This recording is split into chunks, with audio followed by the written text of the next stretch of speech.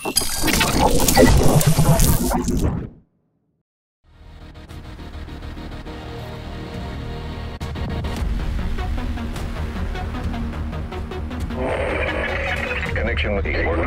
with Shade Network activated. Audio file download commencing. Files marked extremely sensitive. Strategic Homeland Division only. Agent commencing transmission. What's up? You listen to episode 152 of SITREP Radio, giving you the news and other happenings in the world of the Division 2. This week, we'll talk about the huge news that dropped on the state of the game, which includes the 1.7 patch, and yes, Tidal Basin is coming very soon, including WT5. Also, we're going to be giving our thoughts on the game now we've all had a chance to finish it and get to end game. But first, my name's Mike, and joining me as always are my co-hosts, Robert. Hello. And Luke. Hello. Hope you boys are well and have had a great week, and welcome to any new listeners of the show, and welcome back to anyone else listening. Roberts, do you want to take this one over? Yeah, we need to congratulate the winners of our Gleam giveaway. The names are as follows. Daryl Thomas, Dave Hill, Tony Stone, Boris Castillo.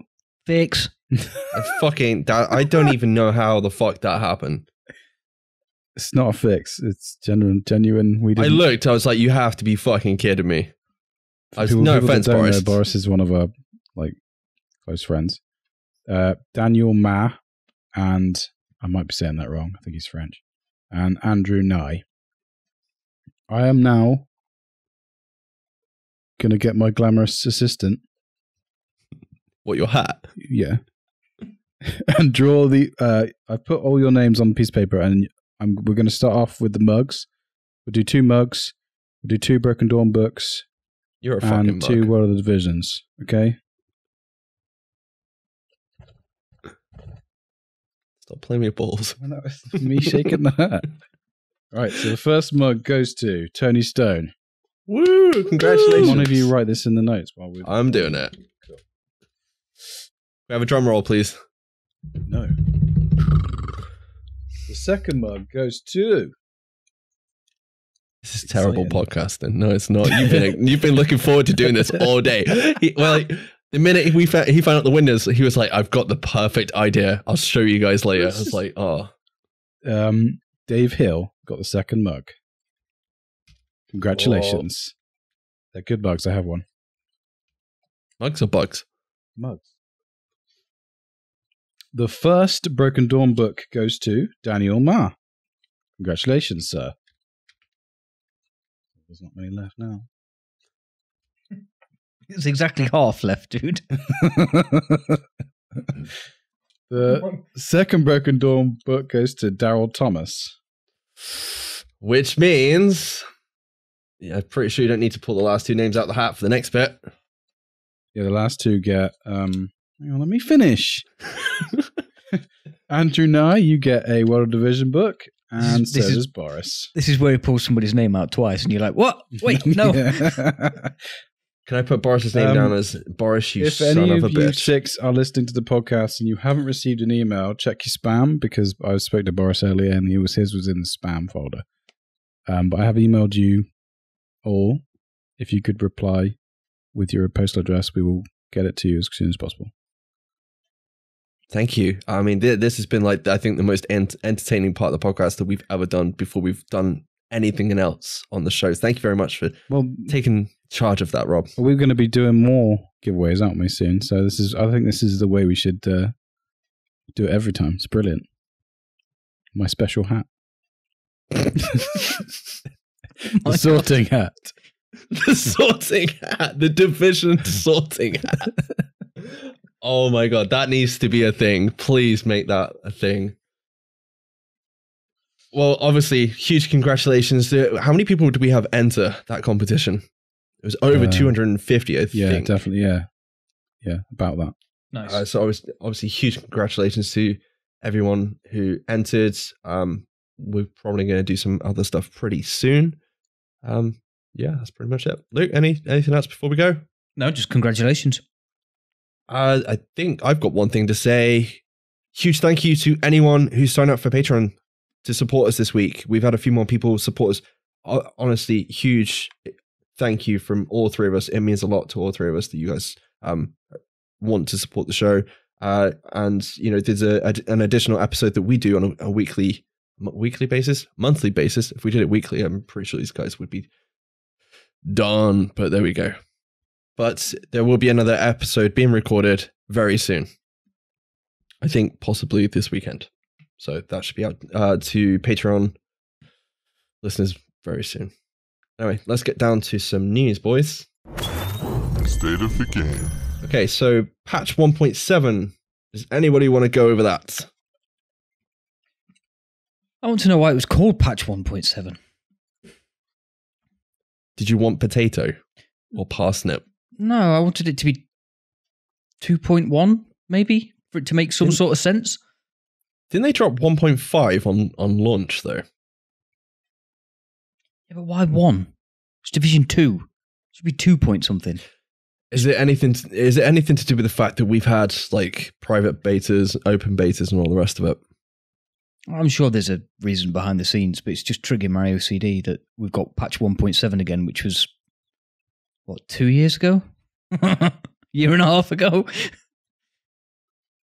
Okay, so for those of you that don't know, there's going to be a general maintenance tomorrow, which is Thursday, the 28th of March. And during that maintenance, patch 1.7 will be deployed. It's both a client side and a server patch. And it's going to cover a lot of things by the sounds of it.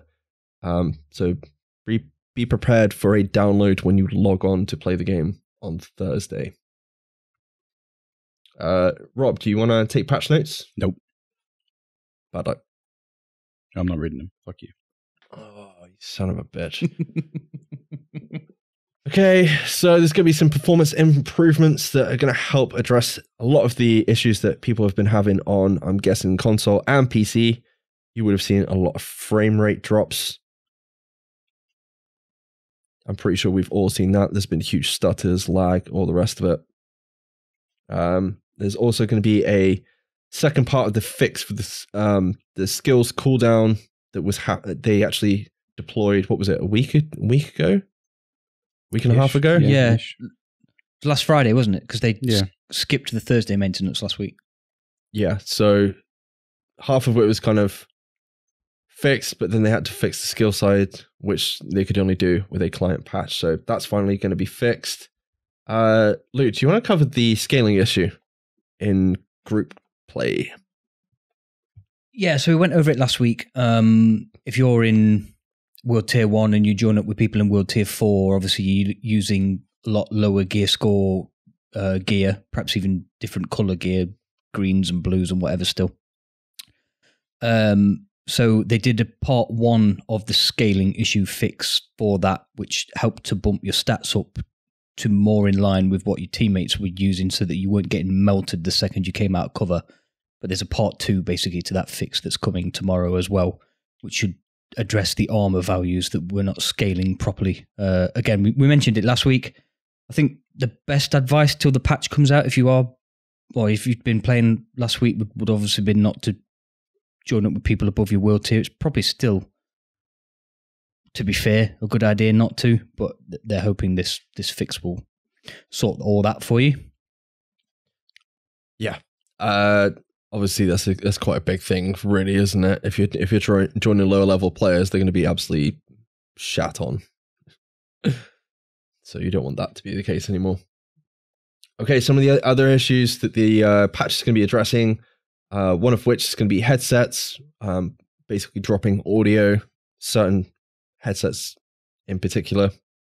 So hopefully that will be fixed tomorrow. Also, they're going to change the color of the name tag that is above your clan members. This will stop me shooting at Dave and Boris. Will it? Yeah. You reckon? Maybe not. I thought you just like to shoot them anyway. Yeah. But are you boys disappointed you don't know what color it is? Is it going to be a surprise? Well, okay, can you guess what color it is? Well, yeah, it's going to be a surprise. Yeah. I don't really care, to be honest. What is it normally? Is it white? It's white normally, isn't it? But didn't group members used to be blue? If they're not clan, they're blue. They're blue, so it'd probably be green. They ain't gonna be red because that'll be rogues. Well, if the it's not going to be a color of an NPC, is it? So it's not going to be red, yellow, or purple. So it's going to be something Pink other than that. Green. What, pink or green? I think green's a good shout. Yeah. Always green's normally friendly. That's all I might was be thinking. orange. Maybe orange. It could be orange. Too close to red and yellow, though, isn't it? Well, it's Anyway, I feel like we've spent too long on the color of name tags, but there we go. I don't think we've spent long enough, to be honest. Oh, okay. So 10 minutes. Go, Rob. Can you tell me the exact RGB code of green? Yeah, Hamish was a bit pissed that Yannick didn't know. He's like, it's a surprise. Okay, so other issues. Apparel cache. It's been displaying a grey image for the placeholder on the backpack instead of what you're actually going to get on receiving those. That's finally going to be sorted. And only if you got a duplicate. Yeah. Worth a mention. And also the navigate and mark as junk controls are going to be fixed on controllers. So if you're playing on PlayStation 4 or Xbox, that should be fixed. Or PC with the controller. And something we checked out this week, push to talk is apparently... No, it is going to be enabled by default and you're going to no longer have an open mic per default. Is that right? Yes. Yes. And there's going to be... I'm sure there's going to be much more, but they're keeping some of it under wraps. I would assume because the patch is probably being finalized tonight for tomorrow. Actually, no. Is it? Because they probably had a 2-week lead time on this, haven't they? I would think it's definitely... Well, there might be little fixes they're doing extra for PC, but the console one would have had to gone for verification, wouldn't it? So, yeah. It would. I was going to say that was probably something about 2 weeks ago, knowing Sony, but... There we go. Not calling them out or anything, but there we go. And finally, next week, next Friday, which is April the 5th, it's not a Tuesday, it's not a Monday, or whatever day the guy said on the State of the Game today. It's a Friday. Tuesday or something, didn't they? Yeah. The final Stronghold, Tidal Basin, will be coming to the Division 2. Woohoo! Woo! Are you guys happy about that? yes. Definitely. Do you want more than that, Mike? Would you like us to elaborate on our wormwood answers? No, we've got a lot to talk about, so we'll leave that there. Okay. I'm sure there will probably be a trailer for that Stronghold or something next week, so I'm sure you guys we having can, the day off? No. Why would I have the day off? No. You seriously going to do this? You're going to have another... What time do you normally finish on a Friday, anyway? Oh, no, wait. Didn't we have a chat about this? Or are you going to do it without us? I never agreed to anything. You said, yes, can do. I'm pretty sure. No, I don't think you did. That wasn't to what you asked. Would it not be nice for us actually all to play some content for the first time together and it being like this Stronghold? I guess. But like, I'm at home and you guys aren't on. And I've got nothing else to do. Fuck's sake. Do you know what? Like, no, I'm not even going to go down. Let's go. Okay, so apparently when the update actually goes live, there's going to be an additional mission, and then it will take you over to this Stronghold. So it will give you background information as to why we're going to that Stronghold in the first place. Yes. And on completion, you will have access to World Tier 5. The World Tier 5 bracket score is going to be between 450 and 500. So obviously, if you're lower than 450, you will not be able to gain access to the Stronghold. And we're getting gear sets, boys. I know, 3 of them. We are. We're getting the True Patriot, Ongoing Directive, and Hardwired. Does anybody know all the information? I know we've heard details about the True Patriot. Yeah, that's like close to Sentry, I think. From what I remember, the 5-6 piece is like you get buff for hitting headshots, and it spreads. I think the 6 piece makes it spread. I did hear something about Hardwired. That it was, I think the 5-piece is something to do with players and NPCs getting shocked if they get too close to a skill. And then the 6-piece is something to do with cooldowns. I think if you heal one of your teammates, it resets all your cooldowns. Or if you kill someone with one of your skills, it resets all your cooldowns as well. I think that's gonna be like a healer type gear set, maybe. I don't know anything about the ongoing one. I haven't heard anything. No, that's fine. I mean, it's nice to have some of this actually kept secret until it drops. Yeah. Oh, sorry. No, it's fine. Spoiler. All the spoilers this week. Rip. Yeah, so you're gonna be able to obtain gear sets from Black Tusk enemies or invaded missions. That's pretty cool. They're also changing things up in World Tier 5. So you're gonna have weekly invasions where the strongholds and even more missions are gonna be invaded. Not just the ones you need to complete to unlock the strongholds. And something else, I don't know if you boys thought this was cool or not, but I thought it was pretty cool. The fact that now we're going to have 2 difficulty kind of trees to kind of select through. So you have the standard mission difficulty, which is what, normal, hard, and challenging. And then you're now going to have invaded mission difficulty as well, which goes all the way up to heroic, I believe. Correct. Which is the normal mode on same. heroic as well, right? It didn't actually say that. Trick left that off in the state of the game, so I'm wondering if that's not a thing or if he just forgot. It didn't go that far. Because he was taking the piss out of himself for saying normal, as opposed to standard normal. Yeah. But they didn't go to heroic. Yeah. So we'll have to find that one out. But the fact that they bring heroic difficulty in for either version of the missions is cool, because the the control points on level 4 or heroic, they're fucking tough. But they're fucking good. Oh yeah, they're definitely good fun. I didn't think they were that bad, though. I know we died doing it. I'm sure we'll talk about it in a minute, but... We didn't just die. We died a lot.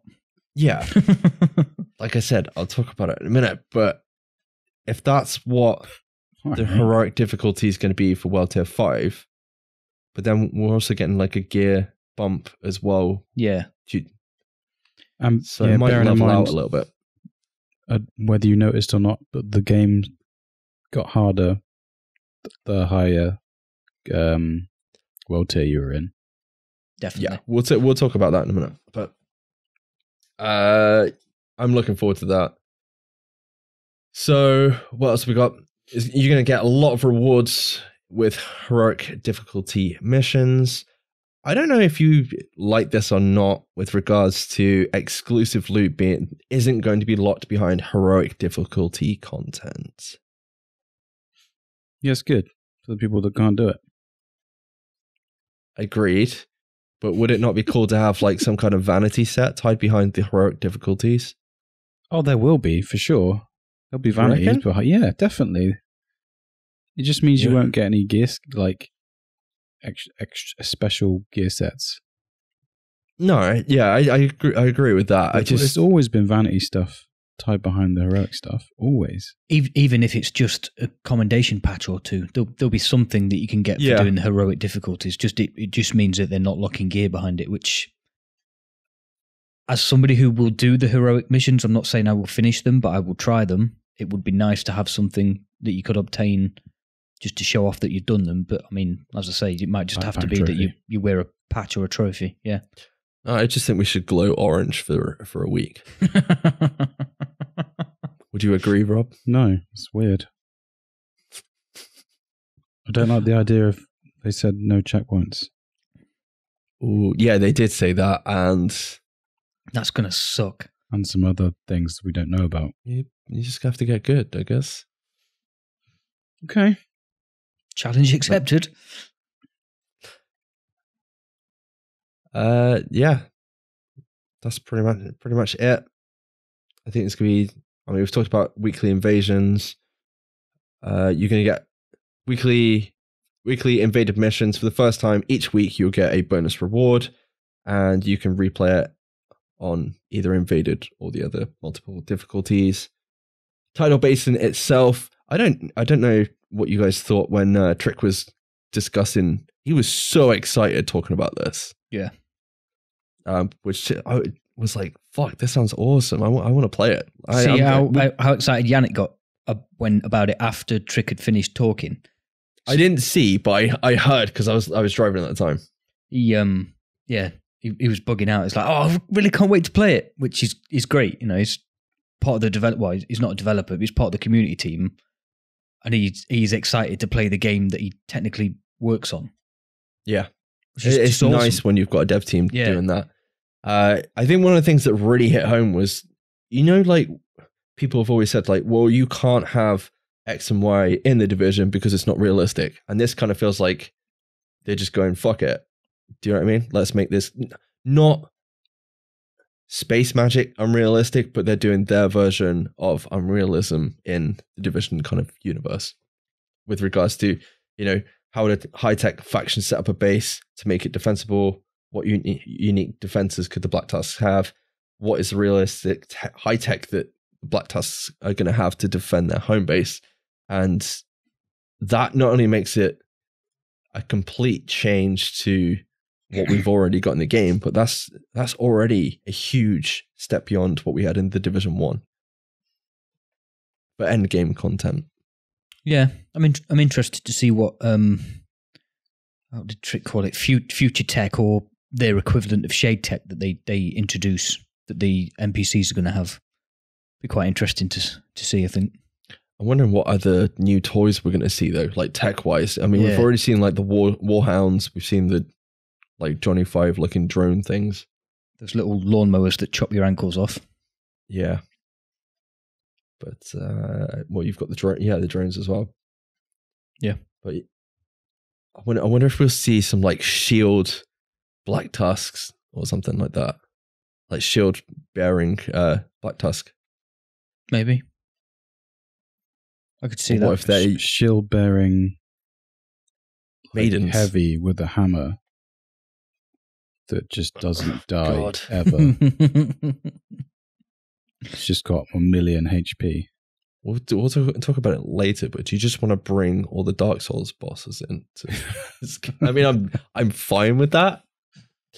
And lastly, they talked about obviously the size of Tidal Basin as a stronghold. The comparison is to Roosevelt Island, which is kind of cool, but they reckon it utilizes the space better and more vertical, if I remember right. Yeah. Which normally means it's probably going to be quite big. When they even said it's probably the biggest one that they've got going at the minute. Yeah.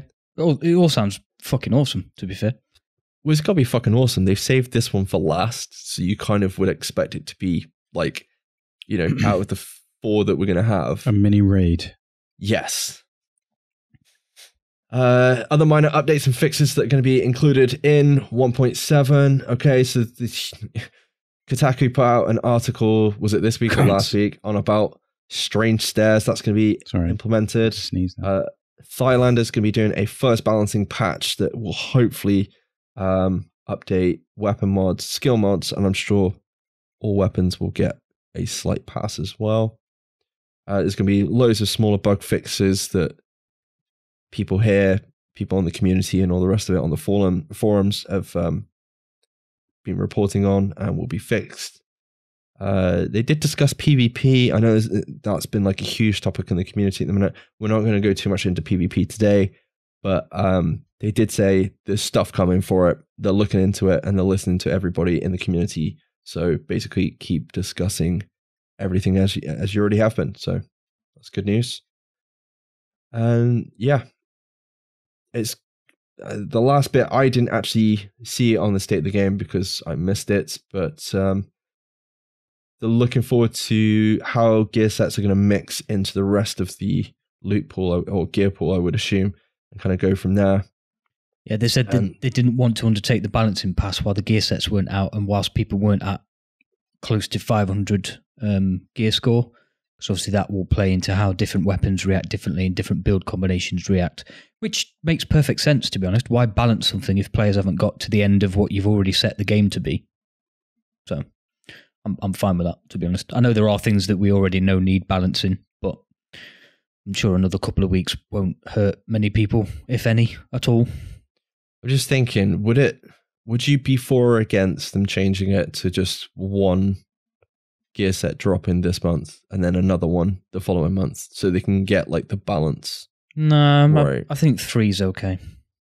Okay. No, I just wanted, because when you look at other games that implement something like a new character or something that's going to kind of change the meta, and gear sets we know changed the meta from the Division 1 quite substantially. Do you know what I mean? From the loot pool and all the gear pool that we had.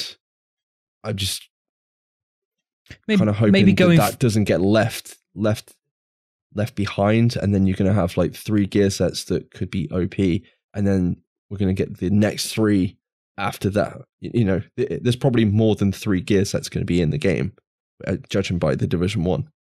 Well, maybe going forward they don't drop 3 at once, but I think the first 3, they would have been tested to the eyeballs, wouldn't they? So I'd like to think they're in a pretty good spot. Yeah, I hope so.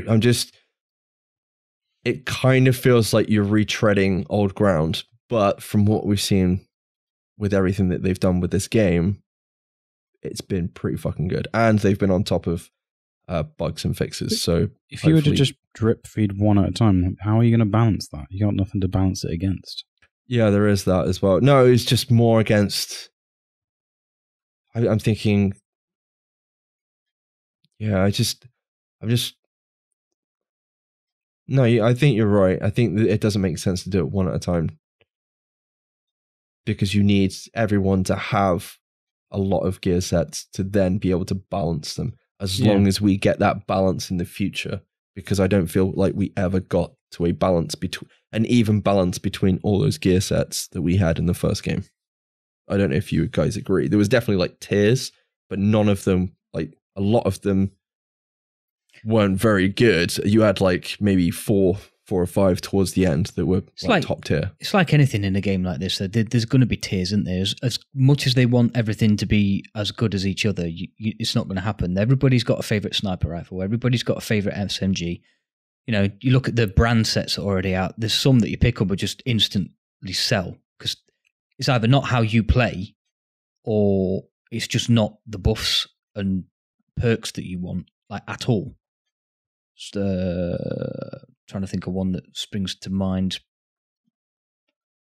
The armor and cover, was it the 20% armor and cover one? No. Oh, armor regeneration is rubbish. Yeah, as a perk on gear, because it doesn't take effect until you're out of combat. At which point you get an armor regeneration anyway, so you're just getting to where you're going anyway, slightly quicker.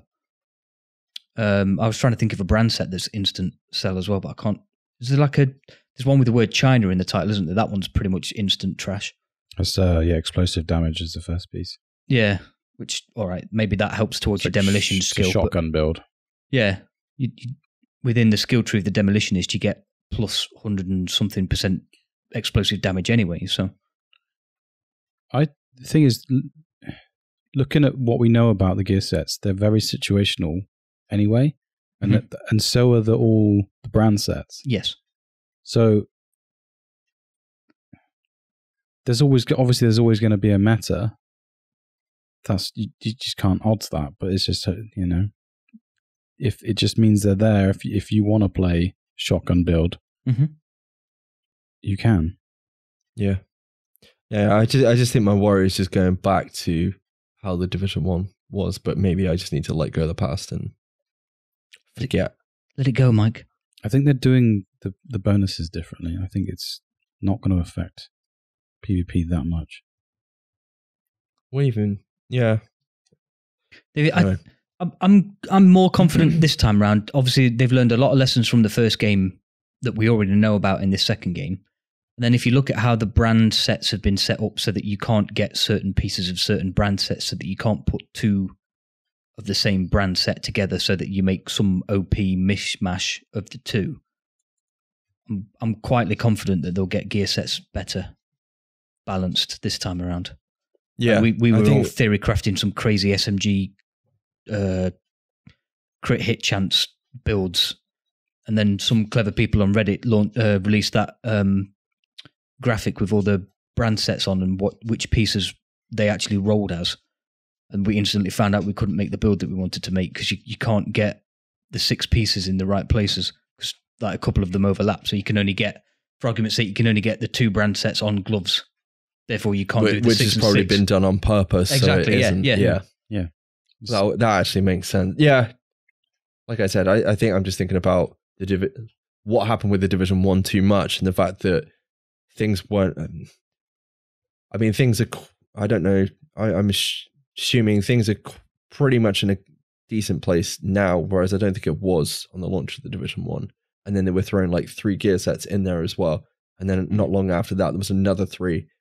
And the first 3 weren't balanced. And then gear sets, without being too critical, gear sets almost felt like an afterthought because they raised the gear score at least twice before gear sets came out anyway, didn't they? So they were already, it's going to sound really harsh and I apologize before I say it, but they were already starting to lose control. Do you know what I mean? They'd pushed it and pushed it and pushed it. Then gear sets came out and they dropped like 3 or 4 all at once. And that's what I mean. That's when like the Sentry shotgun meta turned around, and then they didn't quite fix that, and then they dropped another 3. Then they raised the gear score again. Then they had to stop everything and go back to 1.4. I think we've got off the track a little bit. No, that's fine. But it's just, you can kind of see where I'm coming from, but I'm forgetting that we're in, not only are we in a different game, but the game is in a completely different state to the first one. Yes, and that's obviously.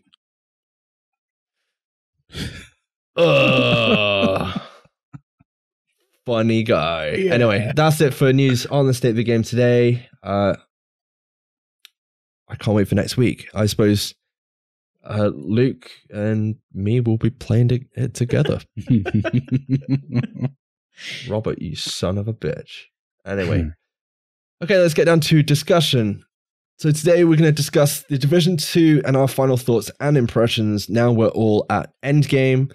This is obviously going to spoil a lot of stuff and potentially, we don't want to spoil anything for you. So I think it's too late for this warning, Mike. We've been talking about way too much stuff already. If you haven't got to endgame right now, what the fuck have you been doing? No, fuck off, because you can't tell people how to play the game how they want to play. Sorry, but I disagree with that. They just don't have to listen to me. You can't. Can. I mean, he can. Done. He's got you just point. did. Yeah, you did, but I don't care. Obviously, pause this podcast and check in with us once you have got to end game. Or if you don't care, well, keep on listening, I guess. You just tell people to turn our podcast off. Oh, I don't want to spoil shit. Self-promotion 101, dude. Never say that. As many listeners as we can get. What are you doing? Well, to the 10 people listening, we love you and thank you. And we hope we don't spoil the end game for you. Okay, so yeah, we're end game. Have you boys enjoyed your journey through the Division 1 to 30 and all the rest? Yes. Just waiting for Rob. Just a little bit. Yeah? Yeah. How many hours has everyone played now? I'm on 110 hours now. Wow. I think I'm very close to, if 70? Not just over 70, yeah. Yeah, I think I'm still on like 40, probably about 42 to 50, somewhere around there. Yeah. I'd like my number to be higher, to be honest. I'd like to be able to sit here and be on a par with Rob. Really annoys me that he's had all the extra time than I've had, but I mean, whatever. That was always going to happen. He literally walks in, drops his stuff, get changed, turns his computer on. Yeah, my family have been neglected recently. Are your family even alive still? I honestly don't know. Have you fed your family? Have you seen your family? Has your wife left you? She could have done. She could have done. But fuck it, the Division 2's here. We're good to go, baby. Okay, let's talk about some good things, I guess, first. Character customization. Are you on board, or... I think the character customization is pretty funny. I basically turned everything to max and maybe one or two of them to low, and that was pretty much my character. I didn't really spend much time on the first character. My second character, I let my son help me, and we kind of made my wife, weirdly. Which was quite fun.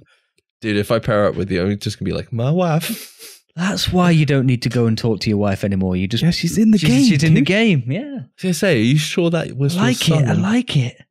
Yeah, he sat on my lap the whole time. We had a little bonding moment.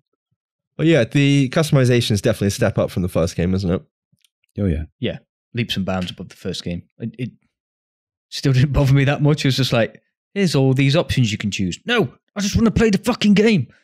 Yeah, I will say, people have been complaining that they want like really long beards. So yeah, the 3 complaints I've seen are really long beards, ginger people, and bald. I don't understand that. It's not enough gingers in the game, I guess. I don't know. Have you boys bought any caches from the apparel vendor to customize your agent with? No. I'm going to. With real money. With a real monies. Negative Ramos. I'm going to because they've got one that gives you an emote with it. Like if you buy so many things, you get a free emote or something. Okay, so how many caches do you think you guys have opened so far? I think I've opened maybe 8, probably more than 8, probably 10, if not more. Yeah, I was thinking somewhere between 10 and 15. Yeah. I'm playing a lot more, probably about 20, 25-ish. Well, yeah, you've played double what I've played, so I would assume so. Yeah, I mean, I think they've kind of got the monetization. It works pretty well. I don't know how you guys feel about that. I'm not really interested in any of the stuff that they have in the store. I like the fact it's there to some degree, but I also kind of think, well, it's microtransactions. Yeah, they've definitely left room for it to get better, haven't they? For sure. Yes, yeah. But like you said earlier, I'm hoping we get some sweet vanity from some of the harder content in the game, and we'll probably see it tied to commendations and stuff like that. I haven't looked through the commendation list. I don't know if there is. You've there probably might already be done some. Then you have to claim them. A lot of people don't know that, right? And you get a patch from most of them, or all of them. It pops on screen to tell you you've got it, but then you don't get anything for it until you claim it in the commendation tab of the inventory. But you get commendation tiers now, which give you caches. Not always, but mostly, which is cool because it's just more loot. Sometimes you get a backpack trophy. Right. You get quite a lot of vanity items in the open world as well, which is pretty cool. Yeah. Okay, so first, I guess, what did you guys think of the story? I really enjoyed it. The story or the playthrough of the campaign? They're two different things. No, the story. Okay. And one thing I will say is, go and watch the videos. Yeah, I have seen. Yeah, in the menu. If you haven't seen them, it kind of heightens the whole thing a lot. One thing I would say about those is I wish they were autoplay like they were in the first one, because then you don't. You know where they're not though, right? Because people bitched about them being autoplay. Yeah, but I mean, fuck me. Some of them were like 30 seconds long. Who cares? In my opinion, then we needed more of them and peppered in. I'd have liked more of them and to be autoplay so that you didn't potentially lose any context of how important they were at the time. But I mean, I've still enjoyed watching them. So I haven't actually watched any of them. So what? No, I just didn't get around to it because I was trying to get to endgame. So it's definitely something I need to go back through. But definitely, I think the story's a huge step back. I really do. I got to the end and I was like, okay, it's kind of the end. Yeah, but it's not finished yet, is it? That's the thing. No, I know, but plot happening around Tidal Basin and stuff. So, but yeah, it was a little bit lackluster. I was hoping for more. I wouldn't say it was a step back, but I was hoping for more steps forward. Let's put it that way.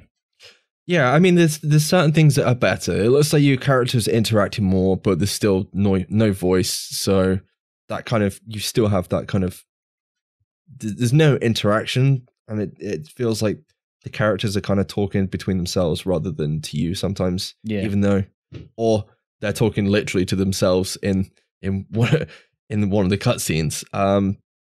Would you have preferred an Anthem-esque thing? So after every mission, you had to go and speak to 50 people. Oh, and they give yes, you the story. Definitely, because... Or Mass Effect-esque. See, my problem is, I played through the 1 to 30 because I wanted to enjoy the story, and I kind of came out the other end. I was like, well, I don't feel like the story went anywhere. The story was, we basically have to go sort out the settlements, and you meet all these, like, all the people at the settlements, and those are kind of cool characters. I think Manny and Kelso were pretty cool. Yeah, his and his toys on his map. That bit made me laugh. Yeah, I felt Odessa was underused. It was like they played her up to like be this badass agent, and then she's kind of there for one mission and done, or one cutscene and done. Two. I can't remember, but I don't know. I think because there's no cliffhanger at the end of the game, you kind of like, oh, do you know what I mean? There's no big thing that happens. There's a plot twist. Or when everything gets invaded. But why? Why does it get invaded? Because don't know. Exactly. But why haven't we got any story for... I mean, maybe that's coming later, but it just seems weird to have the map invaded and then just, just... Because why not? No reason. If you can invade a whole city, why wouldn't you? I think the one thing that I kind of thought we would maybe get some more of was hunters. Hunters. I've been speaking to Cap about it because he's not that happy about the story, and he was basically like, hunters are fan service, and I kind of agree because when you have them turn up in one of the missions, I was like, oh shit, we're gonna get some more backstory, and it's just really there, and obviously people are doing the what is it, like the riddles and that for the hunters to get the masks, but I like what they've done with the hunters because they're mysterious. You're not supposed to know. If you found out everything about them, they wouldn't be mysterious anymore. It kind of takes away. You don't see them again. Well, you haven't, but I have. What, going to get the masks? Killed 10 of them. Yeah. Yeah, but I'm on about the story. I'm on about the story, not additional activities. Again, that might be yet to come. Yeah, it's true, but I don't know, the way it ended was just like flat. I left a bit flat by that. I was really excited when it. So I was in voice chat with Rob and Dave asked us if we'd done this secret mission yet, and I was like, "Well, don't worry, I'm sure I'll get to it eventually." Thinking, "Oh, it's just a little side mission; it won't matter that much." Then him and Rob and Dave started talking about hunters. I was like, "Wait, what?" So then I had to go and find the secret mission almost straight away because I needed to know what it was, and I was really excited for it. And then he drops down from the ceiling, and everything goes like interrupted, and obviously all your skills jam and whatever.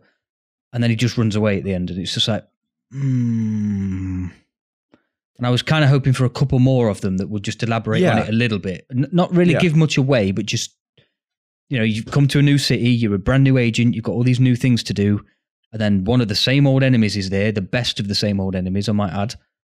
And then he's there and gone in a flash. And then, yes, I know you can find them later in the game, but they don't, from what I've understood from when Rob and Boris and everybody have done them, because I haven't done one myself yet, is you literally, they turn up, you kill them, and then you move on to the next one. Yeah, there's no story behind it, though.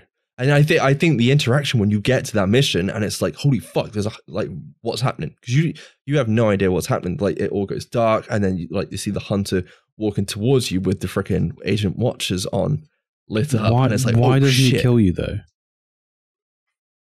I don't know. That's the thing. Why? Is it to leave questions? Yeah. But the fact that you don't see anything. We don't know who he is.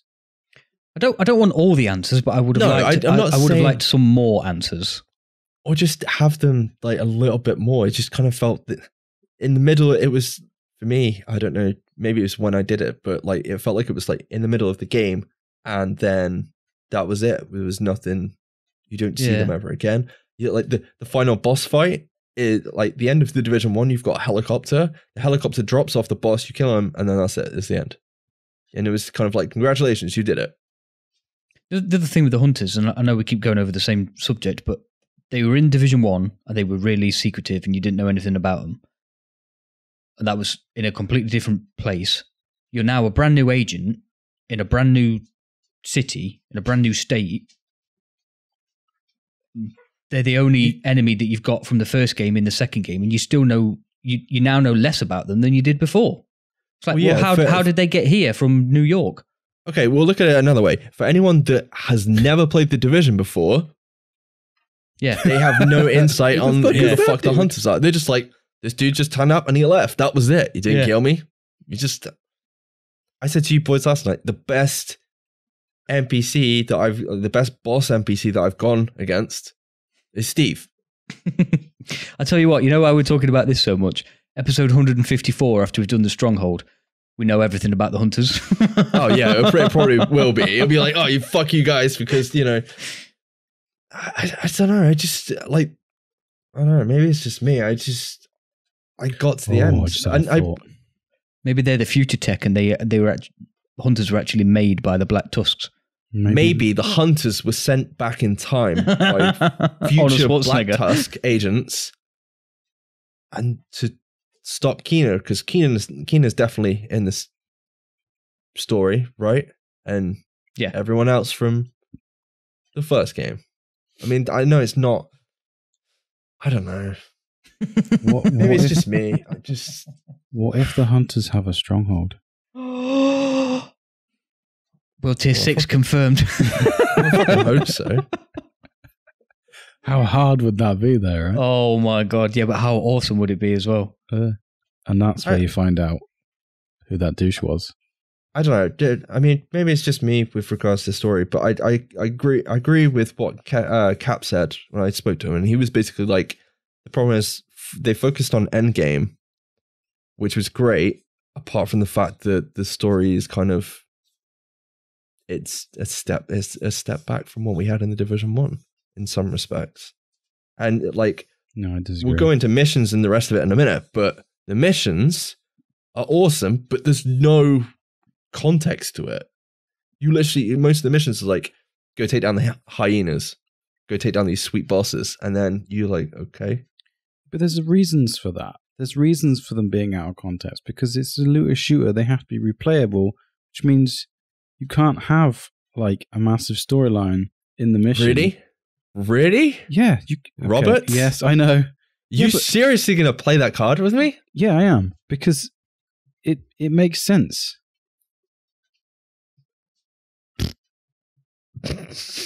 Okay. That was my mouth, not my ass. I'm honestly wondering whether the Destiny 1 storyline was better.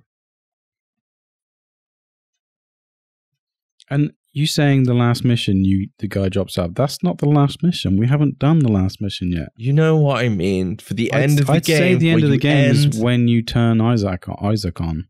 That would be the end of the game for me. I actually thought that was the end of the game at that point. I reckon that's what's supposed to be the end of the game, or soft end of the game anyway. Maybe. All right. Very quickly, do you guys care about the fact that the game doesn't have any political stakes or take it seriously at all? Nope. Don't give a shit. Couldn't give a single shit. It's a video game. I don't care about that. Even if they'd put political things in, I wouldn't care. Because I think it's set in America, so it makes no difference to us. Do you know what I mean? And if a game developer wants to do that, that's their prerogative. It's their game. They can do whatever the fuck they want with it, as far as I'm concerned. I mean, there's definitely some like political stuff in there, but it just doesn't go whole hog. And I don't understand why people are like, oh, it needed to focus on this to be a better game. I'm just like, no, it's a video game. But you know, you've got voice recordings with the president trying to talk to, I don't know if it's his advisor about his advisor about Mexico, or whether it was the president of Mexico. I can't remember, but like it's definitely got like political bits in there. They're just very minimal, which it doesn't matter. I don't understand. I don't know. I want to see more of the story about the agents and, you know, the people we're chasing and the, you know, the factions and the big people in the factions, rather than having like a political agenda. I don't know. Yeah, that's one thing I would agree with you. I want to learn more about the leaders of the factions. Yeah. Not just like some named enemy in a at the end of a mission that's just a randomly generated name like Steve. Yeah, I don't mind. I'm with you on the mission context, Rob. I would have liked maybe a smattering of more story involved, but not too much. Because then, like you say, you would struggle with the replayability. But the first game definitely did the information about the faction leaders a lot better than this one. Like you actually cared who Lorraine Barrett was, for example. Whereas I can't even remember the names of the faction leaders in this one. Because we don't know them yet, that's why. Well, Okay. you definitely know the name of the hyena leader, I just can't remember what it is. Oh, we know. Oh, no, yeah, we do know the True Sons one as well, don't we? Yeah. Yeah, because we got told in the annex, I'm pretty sure. Is that the Colonel guy? Yeah, the Yes. ex-JTF guy. Yeah. But like I said, we got told in an intelligence annex. We read it. I don't remember it being in the game. Maybe that's just me. No, I don't know. But I no. played this whole game by myself, waiting to be like, literally the whole reason I played the game by myself was to basically take in the story. It wouldn't be the first game where the law's in another medium, right? But it had other stuff as well, an overarching plot. Unless it's Dark Souls, then it doesn't matter. Anyway, missions and side missions, boys. Did you enjoy the missions and side missions? Yes. Yes, a lot. My favorite mission is probably the Air and Space Museum, not What was the invaded version. What was your favorite thing about it? Shooting the helicopter and making it wobble. Was that mission? I don't know. No, it's not. Fail. No, the thing that falls, the shuttle falls down and almost kills you. That bit was good, and just Yeah, that having was a mission in a museum is just brilliant because every room you go into is different, and it's just They've nailed that. They really have. Who would have thought that? Well, it kind of makes sense, but genius. yeah, the fact that all the missions take place in various locations, which are mostly museums or landmarks as such, was a really fucking good idea. Luke, have you got a favorite mission that you've played at all, or? I don't know if I could tell you I've got a favourite mission. There are definitely some that are better than others. The Airspace Museum is one that stands out. There's there another museum one as well where you've got the cars and stuff. That one's pretty good, decent. And then each of the strongholds of for their own American separate history. reasons were incredible. Really enjoyed those. So yeah, I don't think I've got a favourite yet. I perhaps will when we've replayed them and replayed them and replayed them. A couple of the secret missions have been pretty good. I haven't done all of them. I think I started like the first one. I don't know if you boys remember it. It's the one where you have to figure out how to move the bookcase. That's yeah. I know what you mean. Yeah. I thought that mission was really cool. And a lot of the mechanics that they've got in the game where you've got to shoot stuff at certain angles to open doors and all the rest of it. Yeah, the Shade Tech collection. Yeah. Great They- fun. they- So were fucking good. Yeah. Yeah. Because if you think about that and you start thinking about the raid, and it's like, oh shit, there's more mechanics in these missions and side missions. And we've always been like, well, maybe they'll have like one or two mechanics in the raid. And you can see like just the diversity in missions and what you have to do in them is completely different. I was trying to explain to someone, like, because his whole mindset with the Division was like, well, I don't want to play a game where I do a mission and I have to repeat it to get to end game. I was like, well, I played 1 to 30 and I didn't repeat a single thing. I don't think, apart from control points and some minor open world stuff. That's about it. There's not a single mission in this game feels the same.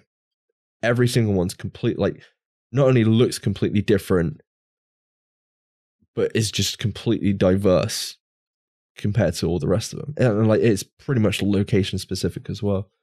I think my favorite mission was probably the Federal Bunker. I really like that mission. I don't know why. It's the World War II one. I don't know. I can't remember that one. What else happens in it? I'm pretty sure it's the first time you see. Is it? I don't know if it's the first time, but you definitely see the boss at the end, which is this big fucking sledge dude. Is that the one with the ice cubes that change color? You're walking through a hallway. They look like ice cubes. They're not actually ice cubes. They go blue to red, don't they? Yeah, It looks like the PlayStation 2 loading screen. yeah. I don't know off the top of my head, but I know the bit where you go underground with the bunker bit was really fucking cool. But I just can't believe like side missions as well, like them being coincided with like the SHD caches, or shade caches, and like most of these side missions feel like something we would get from like Madison. Is it Madison Gardens in the Division 1? Like they've upped the side missions a hell of a lot. They're more like main missions. Yeah, definitely. The majority of them were longer than like some of the missions in Div 1, for sure. Yeah. I like that you could really sink your teeth into those as well. Yeah, I don't know. They've just done such a good job to vary between the missions. Okay, so open world activities. Is there any in particular that kind of blew you away, boys? Or anything that we didn't know about until you actually saw them in game? The blockades. I enjoyed the first blockade I did. I was like, wow, that was really good fun. Yeah, I suppose because being told that you have to like do a blockade before taking back a settlement at endgame is completely different than being like, oh shit, we actually have to do that now. I'm assuming they're going to come back for World Tier 5. They should do, right? Yeah. It would make sense, yeah. Yeah. I like the fact the whole map, when it went red when you got to endgame, I was like, you are now invaded.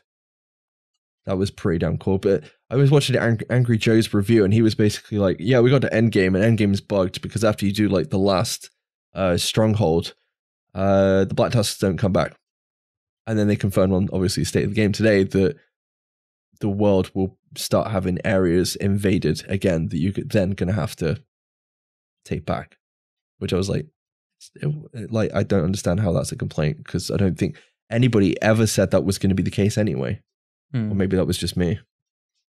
That's why I asked in Discord today. I was like, is this a thing? Or I don't remember it. What about you, Luke? Any open world activities you enjoyed? I like that you can make the control points as difficult as you want to. From level 1 to level 4. That wasn't part of any of the betas or alphas or anything that we played on, or certainly not as far as I was aware, which was quite a nice surprise. Especially, as the rewards seem to improve, the more difficult you make them. Get to level 3 and you start getting blueprints. So that's cool. I like that. Again, it's almost a mechanic, so I quite like that. The bounties, dude. We fucking sucked at one of the first bounties we did, didn't we? Yeah, we went into that a bit early though, I think, because that was literally the second we got to World Tier 4. It's like, right, cool, bounty, and we took on. Was it World Tier? Yeah, it was. Took on one of the 3 boss ones. It's just like, that was a mistake. And they're in stages as well, so it's not like you just go there and kill the person. You've got to go there and kill like the enemies outside, then get a little bit further, and then maybe he'll turn up at the end if you've killed everything else. I think that's really cool in comparison to the HVTs that we had before. Rob, the whole bounty ladder. I know you haven't done it yet, Mike, but the bounty ladder system as well, where you have to unlock the heroic one, is just brilliant. I love that. It's great. Yeah, I definitely want to kind of dive into those a bit more. But I can't believe that one me and Luke did. And the underground ones are brutal. That dude just came out behind us and they were just swarming us. The one thing I've noticed with the AI that in this game is like the minute one person goes down, like the remaining person alive tends to get swarmed. Like they start pushing on you. Yeah. Trying to think what else. I think Clever girl. one instance of what the fuck moment. I was with Luke. Bear in mind that I did the 1 to 30 on my own, and then we grouped up for the world through the world tiers and strongholds, didn't we, Luke? And then we were walking around. I'm pretty sure we just come out of one of the safe settlements or something like that, and there was an aerial drone, Black Tusk aerial drone. We were like, "What the fuck is that?" Because I remember seeing it in the trailer. I don't know if you'd seen it anywhere else, Luke. No, it wasn't a drone. It was one of the proper personnel carrying quadcopter type things, wasn't it? I thought it was an aerial drone. I don't think they're drones. I mean, they might be, but It's like a big ass fucking drone. Yeah. I was just like, I saw it more as like a flying APC, but yeah, it was fucking awesome to see that and just think, wow. How many of them did you see? I think 2. Yeah, we killed 2. Definitely I 2. only saw 1. The first one, like, we were like, "What the fuck is that?" And then the second one, we were like, "Right, quick, let's go, let's chase it down." We were actually trying to chase it down because it was shooting back at us. I'm hoping they're going to be everywhere in WT5 as well. Did you guys do any of the open world supply drops? Because I tried doing one of those during my 1 to 30, and I found that quite difficult. Supply drops? What do you mean? Yeah, they had like open world supply drops. Yeah. What, where you have the 3 things and you have to kind of protect them? Yeah, well, you have to catch it before the NPCs get it. Is that right? Yeah. Yeah, they were really cool to do. The downside is just getting swarmed by that AI again, which is pretty fucking good. Anything else you guys can think of for open world activities? Obviously, the loot in the open world, really good. It's everywhere. The world bosses are great as well. Yes, they are. The new 52. Yeah, you just get like random world bosses turning up. Luke, how many items do you think you've looted over the last 2 weeks? Well, I know you could probably tell me. Yeah. Dead on. I could tell you if I logged into Uplay. It's a couple of thousand, I would think, by now. Are you literally just playing the game where you load in? Oh, what's that? Oh, there's a little bit over there. Go get that box. Well, I'm not quite as bad as old Hoardy McGee over there, who's managed to fill his stash box already, but... Yeah, you guys shit on me for stashing shit. He's already fucking done this. Bearing in mind, I was at Endgame like a week before you guys, and I was just hoarding stuff because I didn't know what was good and what wasn't. You dirty hoarder. Yeah, no, and the fact that I just couldn't be bothered to go through it because I wanted to play the game rather than sort through it and delete it. That's something I'm struggling with. Actually, stash size is going to be an issue, I think. Well, I was just agreeing with you on the stopping playing so you can actually sort your builds out problem, because I want to keep killing shit, but it keeps giving me loot that I then delete because I can't be bothered to look at it. Yeah, you're not even bothering to look at what's on it. You're just like, oh, get rid of that. I don't know what it is. It's fine. Yeah, vicious cycle of moaning that I've not got any builds, but not wanting to stop playing to make the builds that I'm moaning about that I don't have. Is there any like specific gear pieces that you guys are chasing at the minute? I want to improve my PvE sniper build. Okay. So I want a better Badger Tough mask with a talent on it, because mine's not got a talent on it. So then I can got purple. Is it purple? No, it's a gold one. It's just not got a talent on it. Oh, you got a better stat on it. Yeah. And then I can put more damage to elites on that. And then my gloves don't have marksman damage on at the moment. But, Rob, I did manage to unlock the turtle talent on my knee pads yesterday because I put some better armor mods on the gear that I could put mods on, and it ticked me over to 7. Well, I mean, talking about gear, are you happy with the kind of loophole, how it's been dropping? I am, because they found that nice balance of here's all the loot, but there's so much that you want and so many different variations of talents and perks that you can have. And we've taken away the optimization station, and we've made the crafting station and the recalibration station actually have a purpose. That even when you get good gear, I won't say god rolled gear, but good gear, there's still multiple ways it could become god roll. and you can't quite get there still because you can only do one thing to a piece of gear before it's locked in. Yeah. The other thing as well is you're having to sift through everything to find the decent pieces within your gear. Yeah. And then you're trying to keep like gear pieces that have decent talents to save them for when you get maybe a decent stat rolled piece of gear, but you want to put that talent on it. So I think that's really cool the way they've done that. The amount of materials you need when you're recalibrating as well seems to be something that's limiting you to recalibrating everything that you've got. I'm forever looking for more steel and titanium. Is it titanium or was the printer? Was it printer? Oh, for the mods, printer filaments. Yeah, that's the one. Yeah. I think they've done a really good job on balancing all that. To be honest, I'm really impressed with that. Yeah, because there is a build out there at the moment that people are trying to imitate, and you can do it, but it's never going to be the same as what the original person did, because it's near impossible to get the exact same stat rolls because of there's so much diversity. Yeah, I like it. I'm delighted that there's no optimization station. Yeah, I hated that thing in the first game. Well, yeah, okay. Any particular weapons you guys used either like through 1 to 30 that you just kind of fell in love with, even though they might be crap, but not necessarily crap because all the weapons should be fireable? But was there anything you kind of picked up and you're like, oh, I picked up like an 1886 and I was like, holy shit, it's like playing Red Dead Redemption 2, which is a rifle for those that don't know. It's really good. I think it's pretty good. I liked the CTAR and the FAMAS when I was leveling, and the P416. Yeah. Other than that, I didn't. What are you using at endgame at the minute? P416 and an exotic as my secondary. Nice. Good. LMGs all the way. Which one though?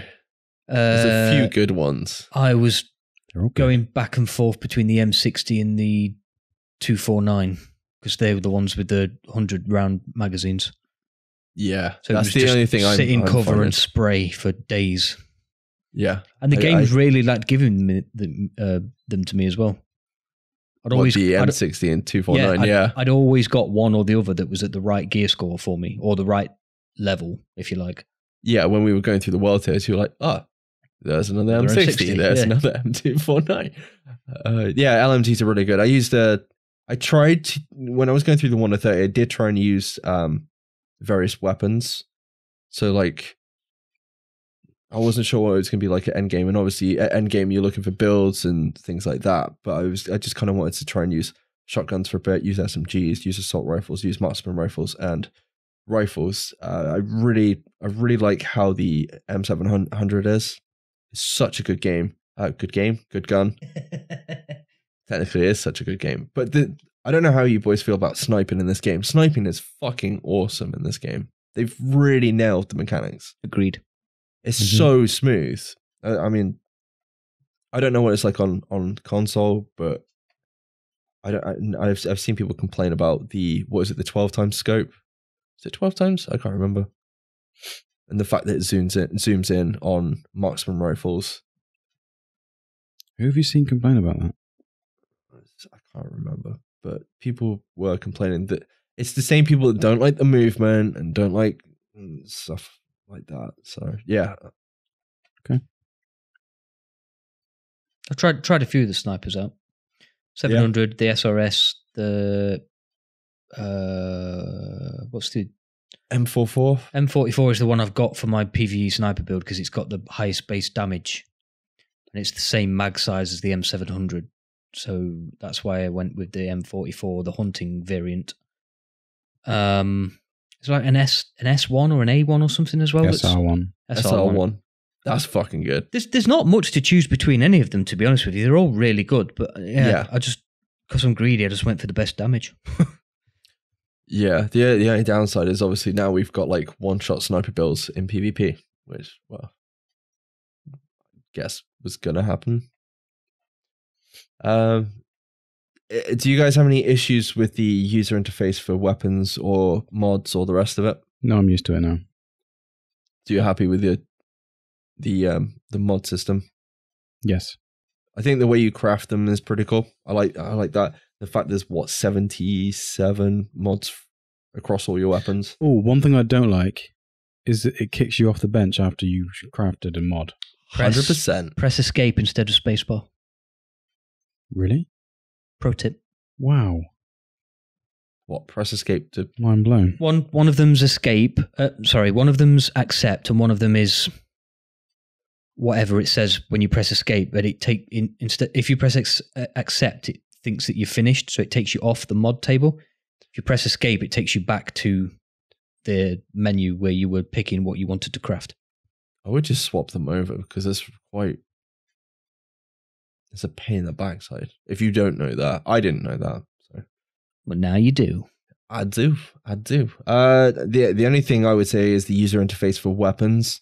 I love the fact that we have that like damage drop off, or is it damage or range drop off with stability or not? Yeah. But it would be nice to see what the difference is when you're applying mods with crit hit chance and all the rest of it. I'd like to see that on that screen if possible, instead of like dropping out of that screen and then going to your stats screen with all your character stats. Rob? Yeah. Yeah. Well, I ask you because I mean, we were talking about it, and you were like, "Yeah, I'm quite surprised they haven't added that in." Yeah, but I've kind of got used to it, and I kind of like putting a build together and then going and checking my stat. Oh, I got that much. That's good. It's kind of like opening a present every time. Yeah. That's such a great way of putting it. It's a present to myself. You've got 73% damage to elites. Well done. I didn't even know I was going for that. But thank you. Yeah. Okay, so thoughts on AI, Luke? I'm more impressed with that than I probably am with pretty much anything else in the game.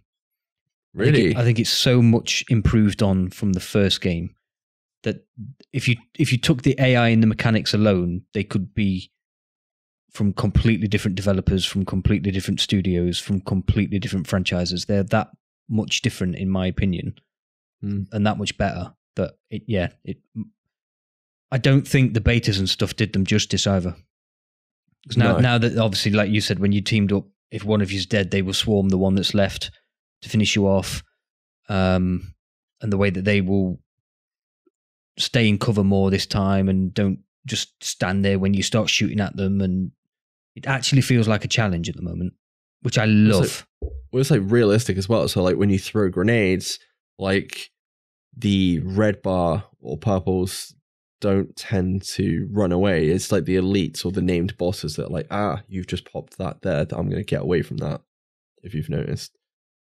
Yeah, they scale, and it also scales with difficulty as well, because when we were doing that tier 4, we got flanked so many times. So bad, yeah. And they would go out their way to flank you, like, right round the freaking hole of the control point just to get in behind you. It's nuts. I'll tell you what that does as well. That definitely promotes a lot better communication within teamwork, doesn't it? Yeah. Yes. I noticed last night, the four of us three and Boris, were forever saying, one flanking on the left, or, you know, Mike, there's somebody behind you, or whatever. Next thing, you're dead if somebody gets behind you anyway, because it takes seconds to die. But yeah, I mean, obviously we died a lot. I haven't got a build put together or anything. I'm really kind of just running whatever's the highest at the minute. But yeah, I've seen a lot of people kind of complain like, oh, I can't believe that, you know, enemies kind of just spawn behind you. Like, if it's a bit shitty if they do spawn behind you, and I can understand that they've tried to make like the missions as dynamic as possible, because like me and Luke played through, it might have even been the bunker, and we were sat there waiting for the NPCs to turn up, and then they were just kind of walking past you, weren't they, Luke? I remember that, yeah. It's like, what the fuck? There was like an invaded mission as well.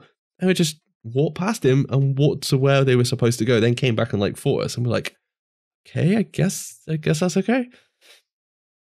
But I don't know. Do you feel like the AI is bullet spongy? Have they done a good job with like the TTK? Yeah, no, I think that's spot on as well. Because Yeah, I'd go with that. I think a couple of the bosses are maybe a little bit too bullet spongy, but literally only a couple, and it's on purpose. So, is it by any chance one of them with a big sledgehammer might be. that might run at you like a fucking rhino?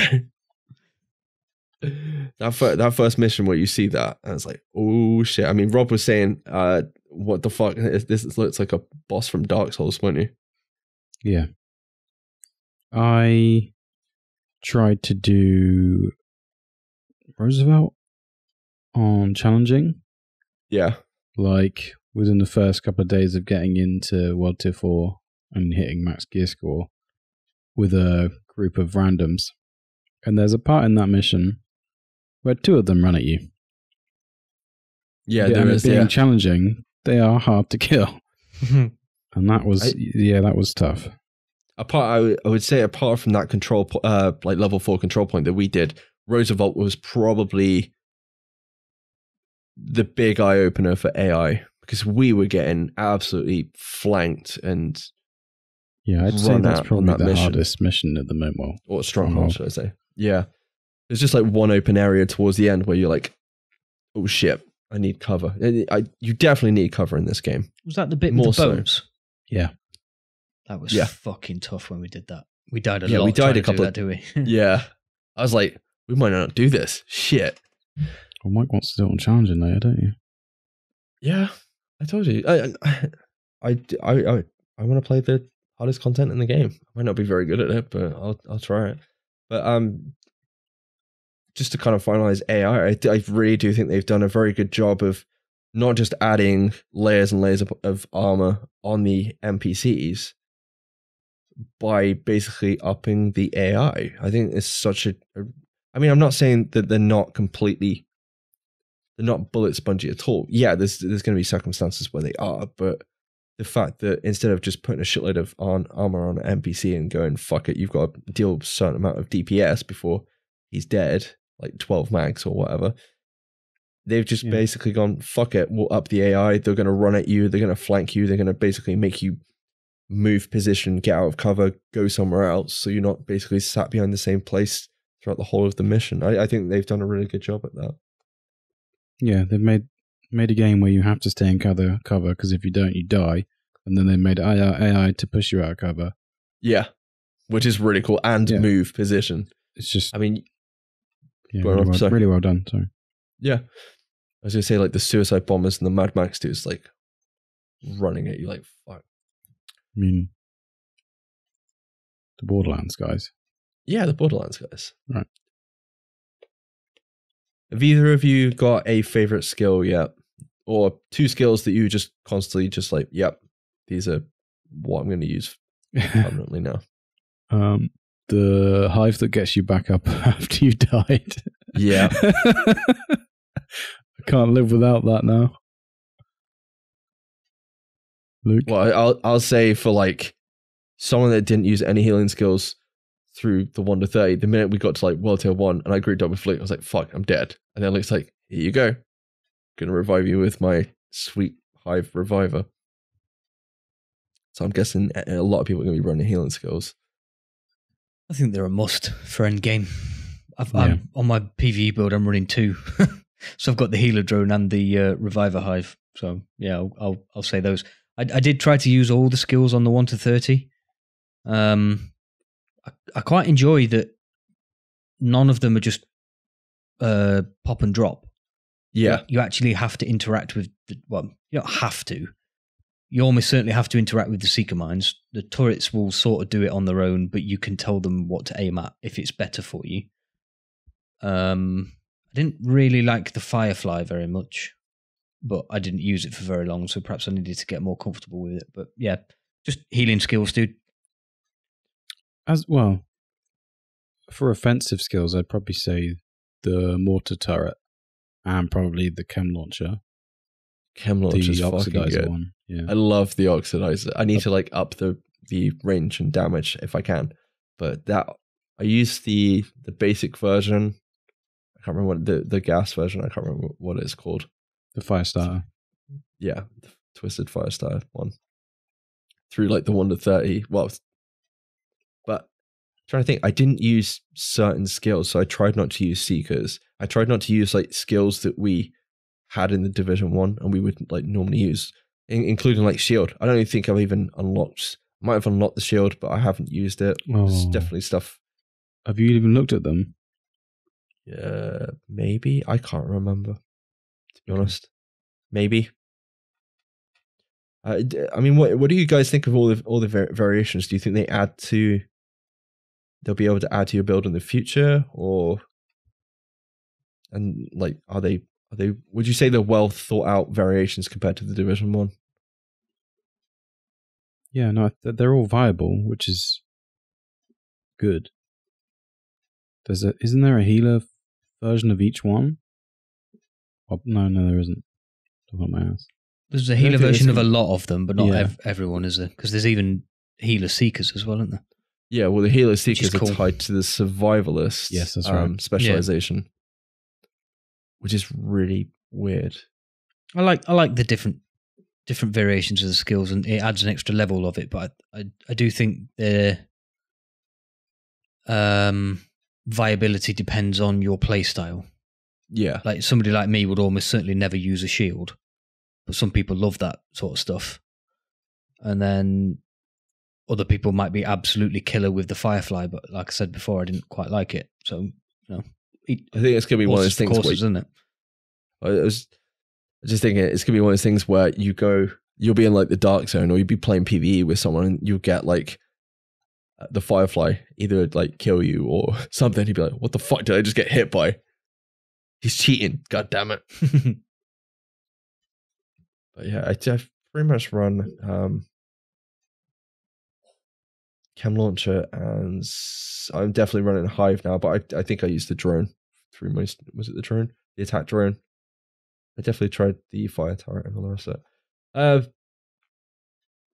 World tier difficulty. Now, me and Luke grouped up post level 30, and obviously the difficulty through the 1 to 30 was pretty damn quick, like in ramping up. So like round about level 17, you could definitely feel the difficulty kind of kicking in. But the world tiers, did you feel the world tiers were difficult enough to get through, or like too easy, Rob? Because I know you've done them solo. I think you can do it. You can do it quick if you chuck on everything good as you get it. You can get through them fairly quickly. Which then, when you get to the next one, it can be a bit of a shock because you haven't got a build, and you've just got the best thing you could put on, which means you could be potentially running a shotgun. Which actually happened to me. I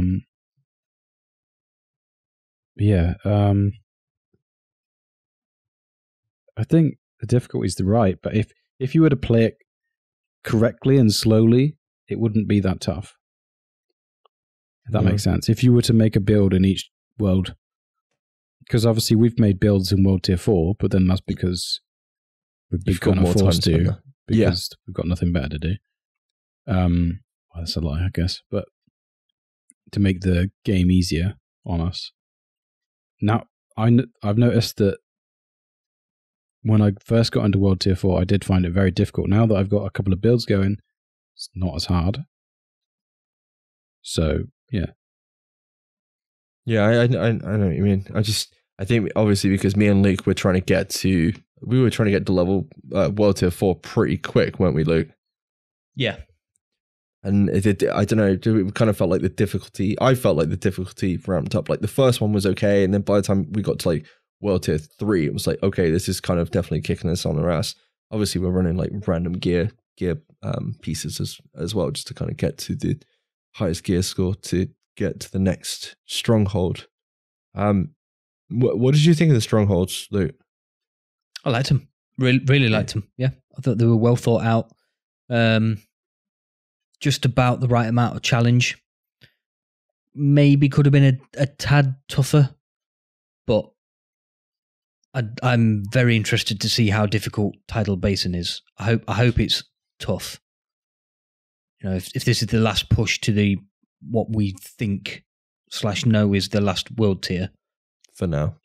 Yeah, I mean, who knows whether they'll bring a world tier 6 in. I don't think they will, to be honest with you. I think there'll just be gear score increases, but the last push to what is currently the last portion of Endgame, I'd like it to be a genuine challenge. Because other than struggling on Roosevelt Island on the boat bit, where we did wipe a couple of times, we never felt like it was, oh, fucking hell, yes, this is hard, but we're not going to be able to do this. We might have to go and make better builds and come back and try it in a couple of days' time or whatever. Yeah, I mean, I'm pretty sure the most we did was a couple of open world things. We went maybe to a couple of settlements to finish off a couple of projects, ran the 2 missions for each stronghold, and then did the stronghold. It wasn't, for me, I didn't think it was that difficult kind of progressing through. And we probably did it in 6 to 8 hours. It was pretty quick. Yeah, I'd say that's pretty accurate, yeah. I mean, I know we had the week off, so we got through it quite quick. But I can imagine we're saying, oh, it was quite easy to get through. There wasn't that much kind of gating. It didn't feel like it was gating you as much to get through the world tiers as it could have done. But then it's kind of cool because they've left it for solo players, if you know what I mean. Yeah. Like, because not just solo players, but people that obviously don't get enough time to play as much as we do. And then obviously basically to do the end game content, you can have specializations to back you up. Have either of you got a favorite? I'm guessing, Luke, you're basically running your favorite from the 3, otherwise you would have unlocked the other 2. Correct. You're running Demolitionist? Correct.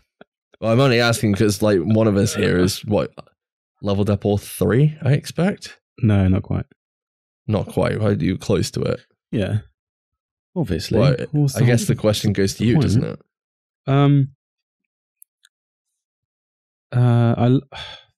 They're all good in their own little ways. I think I don't like the sniper and sharpshooter, but I like the abilities you get from being a sharpshooter. Right. Like I like the drone. I like the extra headshot damage. That's good. But the actual specialization weapon is a bit clunky and sluggish. Like because when you switch to the weapon, it comes up with that orange shit and it like does the noise and stuff. Yeah, it's to stop you from just spamming it. Along with that, you've then got an ADS, and the ADS time for that sniper is slow as hell. And then it's single shot, and then, it's just, I don't know. It's good, but I feel like they could speed it up by like a second or something, and it would feel a lot nicer. Demolitionist is the actual weapon for the specialization is probably the best out of the 3, in my opinion. Because it's just easy mode, I guess. I think it's the best. I'll be honest. I think it's the best weapon with the wrong skill tree. Because I kind of want the skill tree from the sharpshooter to go with it, if you know what I mean. Yeah. Like some aspects, like the skills. Because that's the one with the drone, isn't it? Is it the drone with the demolitionist? No, you get the turret, the mortar turret, which is brilliant as well. The turret, yeah. Sorry.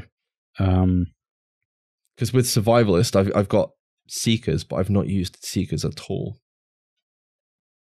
Really? Yeah. So it's kind of weird. No, I haven't touched them either. Which is I'm going to, but I just haven't unlocked it yet. But yeah, Demolitionist has got quite some strong things for PvP as well, and I think it's probably the strongest out of the 3 when it comes to PvP and PvE, to be honest. Yeah. Yeah, I know Luke's been getting some pretty good shots in PvE with it. I love it. Yeah, I'm really glad to pick that one first because I got to try the sharpshooter in the betas and when we played it at Gamescom. And I liked it, but I'm glad I picked Demolitionist first. It just works. Yeah, well, like Rob says, it's sort of easy mode, and it to me, it's the one that looked the most fun. And I definitely fun. do certainly enjoy whipping out the old noob tube and blowing people up. I mean, who doesn't like blowing people up? So yeah, definitely. I mean, I chose Survivalist. I kind of like the crossbow. I'm not too happy with a couple of skills and on the tree. Which ones? What is that? It's got Seekers. And then if I want to run an LMG with it, I can't because it's got shotguns and assault rifle. Additional damage? Yes. I mean, it's got some cool bits on there, but I don't know if it's a good thing that you're basically being shoehorned into running certain weapons with certain builds. But I mean, there's obviously a reason behind it, and it's one of the things that we've kind of said before. It would be cool to have that, but now we're seeing it. I don't know how I feel about it so much, if that makes sense. Like if you want to run, I don't know, SMGs with the demolition, I haven't looked at the skill tree. Is it have SMG bonus? Yes, it has SMG damage. Typically, okay. Damage. So if they had, I don't know, freaking pistol bonus instead of SMG, would you be annoyed about that? No. Oh, it's just me then. But I don't get annoyed by things like that. So I don't know. Wow. Okay. I don't know if you boys want to talk about PvP at all. Not played it an awful lot just yet. Shock horror. I've done like 3 games of skirmish. That's about it. Yeah, a handful of games of skirmish and less than half a dozen hours in the Dark Zone. Even less time of that was actually spent killing players because there weren't any in the Dark Zone. So yeah, perhaps leave PvP for a week or 2. Yeah, I mean, the PvE has been so good that I haven't even got around to doing the Dark Zone missions yet. And obviously teaming with the thing is like, it's something that I want to do on my own, and I need to do on my own is to do the Dark Zone missions. And I kind of, the minute I log on, you guys are like, oh, let's go do this mission or let's go do that mission. It's not Dark Zone or conflict related at the minute, and until that changes, I'll probably try and do that this weekend. Who did we play conflict with then, Rob? Was it Dave and Boris? Yeah. That's still fun. To be fair, I think I'll. Jesus, I can't believe I'm going to say it. I'll probably play more conflict than Dark Zone in this game. I know. Oh no! Don't say that, dude. That's a sad statement to make for me. Trust me, but. I mean, there's conversations obviously going on about PvP. And yeah, we're not talking about PvP, but we're talking about PvP. We'll leave it for a minute. For another episode. Yeah, I think that's going to be an episode in itself. This could be several episodes. Probably, and all the stuff that Red Storm are going to bring out to make it fucking awesome. Anyway, very quickly, I guess, performance graphics, soundtrack. Did you enjoy the soundtrack, boys? Yeah. The sound is fucking not as much as you, immense. Though. Why? Why would you say that? Why'd you say that? Because you listened to it, like you borrowed a CD player and ripped it to your PC. It took a lot of effort just to listen to it when you could just chuck on Spotify. I did at work. What's wrong with that? Nothing. I just I wanted it on iTunes. I apologized for wanting it on iTunes when I got it with my Dark Zone edition. Dude. Don't be a weirdo. You just made me feel like I had to apologize. Well, I didn't mean to. I'm sorry. Obviously, a huge variety in all areas of DC and the rest of it. Graphically, the game is fucking awesome. I don't know what it's like on your rig, Luke. You enjoying it? Yeah. Well, obviously, yeah. I've got most things. Well, pretty much everything on low or medium, and it still looks gorgeous. And it's sitting. Well, I've limited it to 60 frames because my laptop monitor panel, whatever you want to call it, can't handle more than 60 frames per second. So if I was getting more than that, I wouldn't see it. Yeah. So I've just locked it at 60. It just sits at 60 comfortably and just chugs along, and I'm fucking loving it. Yeah. No, it's really good. The benchmarking game, if no one's used it on PC, the benchmark on the Division 2 is really good. So check it out because you can kind of like tweak your settings, as I'm sure Boris has done, to get some really good results. I know, Rob, you've been using that. I had a play with it this week. I found out I had a little bit of a CPU bottleneck and sorted it, and now it runs a lot better. Nice. But yeah, I mean, what do you guys think of obviously the open world physically, the amount of variety, and just how detailed that shit looks in the open world? It's fucking beautiful. Yeah. Yeah. It's sad to say that after a while you can't take it for granted. Much like the first game, I just forget how pretty that is, and then sometimes you see bits in the video of someone doing like some retrospect of it or something, and it just looks amazing. Yeah, I mean, which do you think looked better though? Does DC look better than New York, or is it just the fact that it's more vibrant? There's definitely more definitely colorful a different this time. theme, like feel, but I couldn't tell you which one looks better. I don't know. I mean, I don't know if it looks better to me because they've used like a different color palette. Everything's bright and colorful this time around. The sun's out, dude. Yeah, I know, but sun's out, guns out. Fucking hell. But yeah, it's really good. The dynamic weather's really good as well. Yes, holy shit! When freaking thunderstorm comes in, people have been trying to take pictures of that. Yeah, I don't know if you boys took many pictures in game. Yeah, loads. Have you? Mainly of myself. And dead raccoons. And pulse cars. Pulse cars.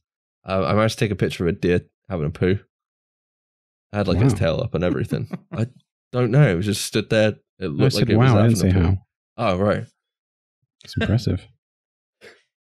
You were amazed. Have you guys come across many bugs in the past 2 weeks?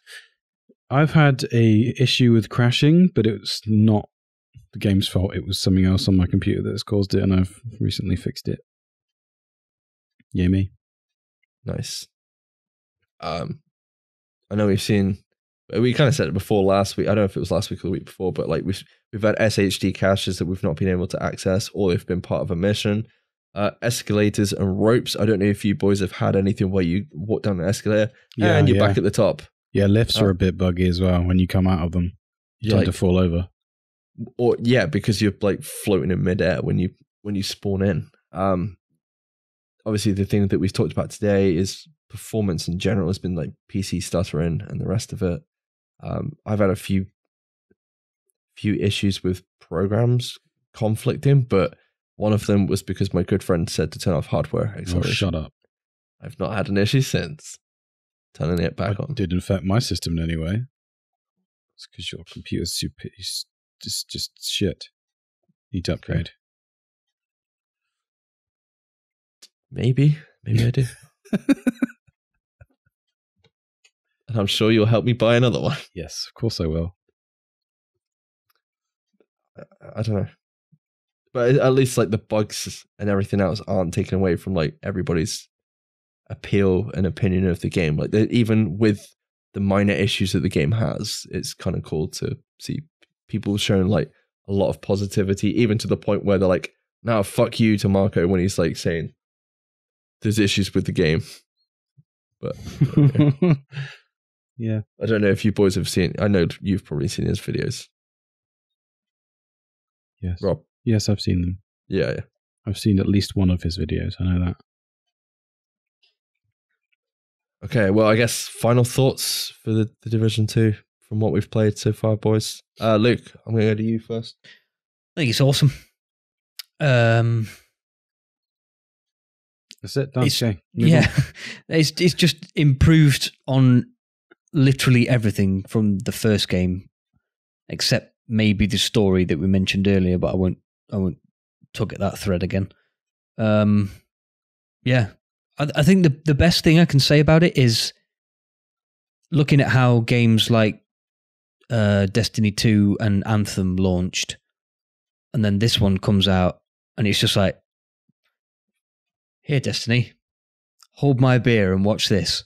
And they've just completely changed the bar, upped the bar for games coming out in this genre beyond this.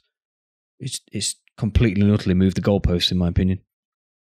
Yeah, I've got to agree with that. I mean, I've played Anthem, I've played Destiny 2, and I don't think I realized how much time I wanted to put into the Division 2 as much as I did like last week when I had that week off. And it was just like, I just want to keep playing. Dude, even now, even when we're in like World Tier 4, we're still just going around the open world and doing all this random shit that I've never even seen before. Rob? Yes. Come on, you can say more than that. I know, I just wanted to say that first. Well, I've spent over 100 hours. And you hate it. And I've neglected my family. They're dead. My wife has forgotten what I look like. So I'd say I'm a little bit addicted to it. So good job. Good job, yeah. Well done. We better end this Money podcast. well spent. So I was going to say, you can better end this podcast so you can get back on your addiction. Yeah. I don't know if that's a good thing or a bad thing. I'm coming up in a rash because I've been away from it so long. I don't know. Do you need an intervention? I'm going to start shaking in a minute. Rocking. Okay, well, we already know Rob's one sentence review. Luke, what if you had to have a review quote as somebody nicely put together for Rob on Twitter this week, what would it be? That was hilarious. Oh, I can't. I'm not good at coming up with snappy little things like that.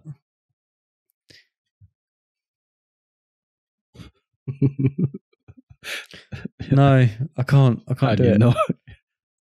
I need too many words. If you could say what the Division is in one sentence, go.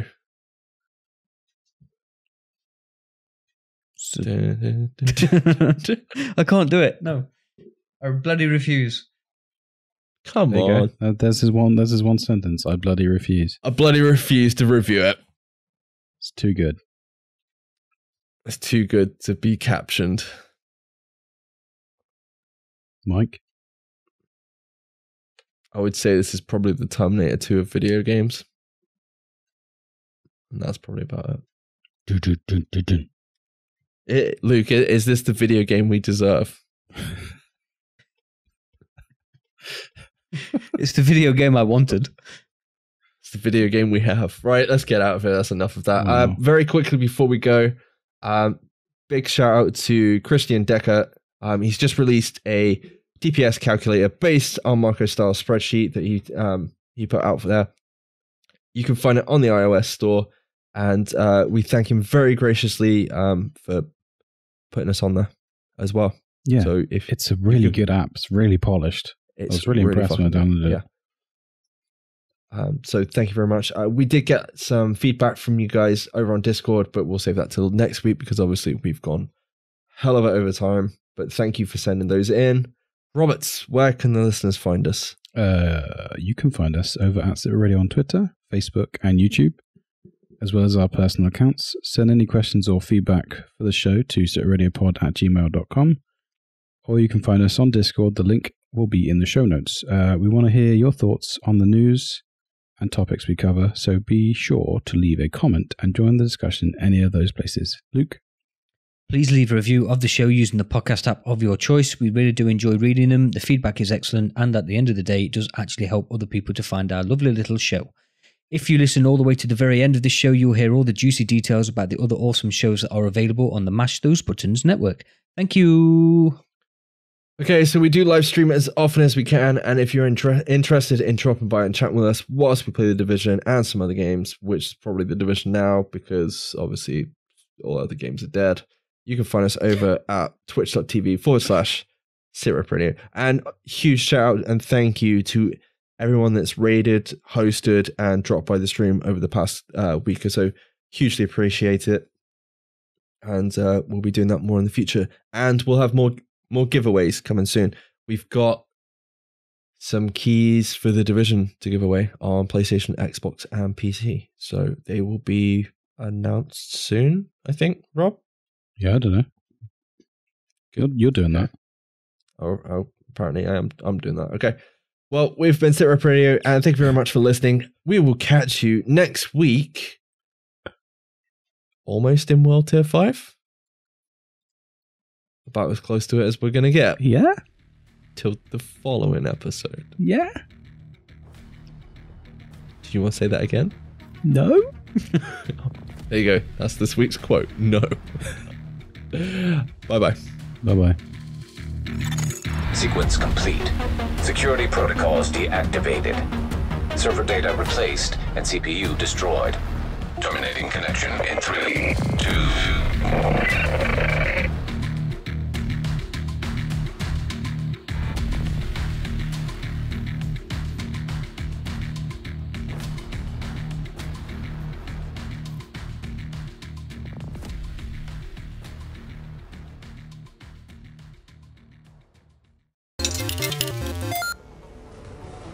You're listening to a Mash Those Buttons podcast.